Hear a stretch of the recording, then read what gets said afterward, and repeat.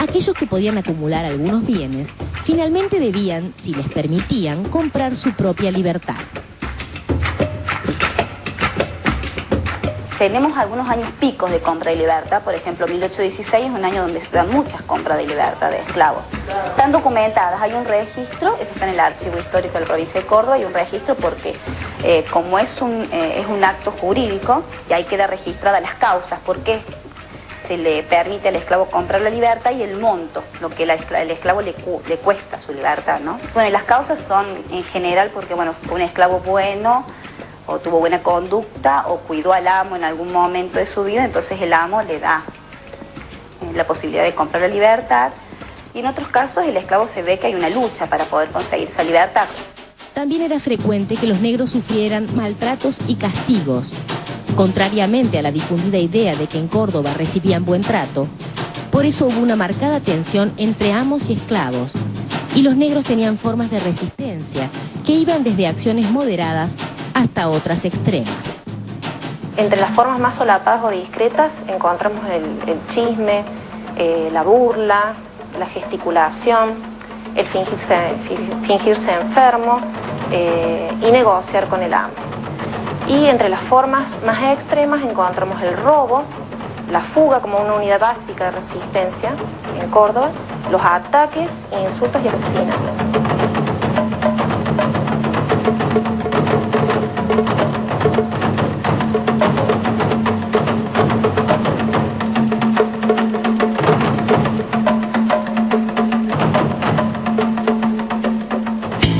Egresadas de la Escuela de Ciencias de la Información, están realizando un trabajo de extensión en los barrios San Roque y de los orígenes europeos. Sumado a un fuerte racismo, son algunas de las causas del olvido de la cultura negra en Córdoba. Vemos la segunda parte del informe sobre los afroargentinos.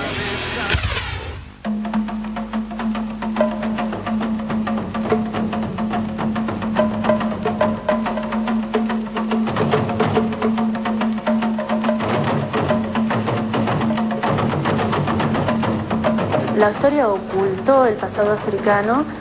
En un principio también se ocultó el pasado nativo, pero ese pasado, digamos, sale solo, mientras que lo africano es mucho más oculto. La historia es un elemento ideológico sumamente fuerte. Esto de ocultar algunas cosas y remarcar otras nos va definiendo a nosotros en lo que somos como la argentinidad, en lo que es el ser nacional. Yo creo que la Argentina, nosotros hemos todos bebido este discurso de descendemos de los barcos, y necesitamos construir ese pasado que descendemos de los barcos y no de los barcos negreros. Hasta en la propia África, la cuestión de la trata negrera es una cuestión que recién ahora se está empezando a investigar, en los últimos 20 años. Antes no se investigaba justamente por lo estigmático, por toda la implicancia que traía esto de comerciar con seres humanos. Entonces se construye nuestra historia realzando sobre todo el pasado del gaucho, de la pampa, y no se lo cuenta el negro dentro de ese pasado. Es lo que siempre se plantea en América Latina con respecto a cómo Argentina se sitúa y cómo los argentinos se sitúan en el contexto americano.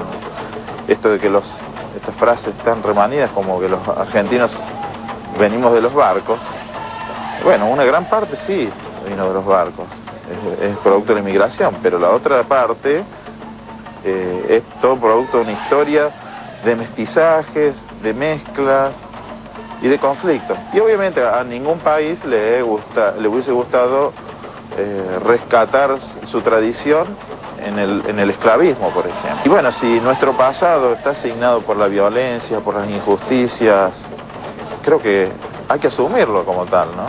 Es decir, el problema es ese, ¿no? Pensar que las naciones son sociedades modernas que nacen desde la justicia, desde lo que debe ser, desde la tolerancia, cuando en realidad ha sido todo lo contrario, ¿no? Olvidados por la historia, ignorado su importante papel en las guerras de la independencia, el fuerte racismo que acompañó a la creación del Estado y que aún hoy se manifiesta, es otra de las causas de la desaparición de la cultura negra.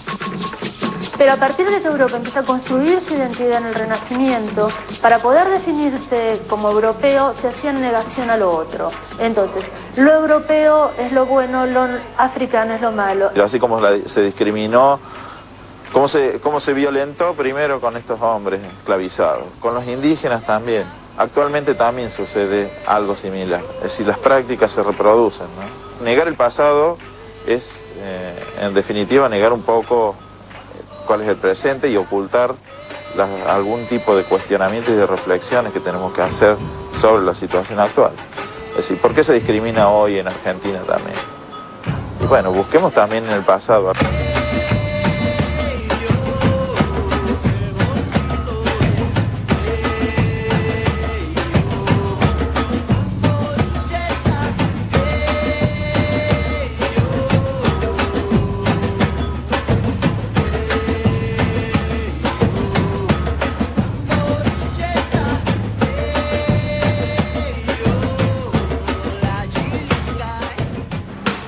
La historia oficial negó o minimizó la influencia de la cultura negra en nuestro país, como si solo fuésemos descendientes de europeos.